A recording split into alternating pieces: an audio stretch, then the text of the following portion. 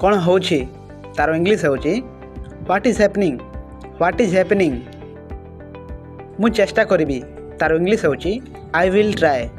I will try. ମୁଁ ଚେଷ୍ଟା କରୁଛି ତାର ଇଂଲିଶ ହେଉଛି I am trying. I am trying.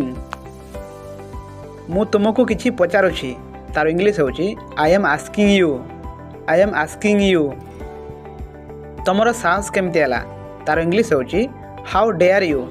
How dare you. ମୋତେ ଲାଗୁଛି ତାର ଇଂଲିଶ ହେଉଛି ଆଇ ଥିଙ୍କ। I think.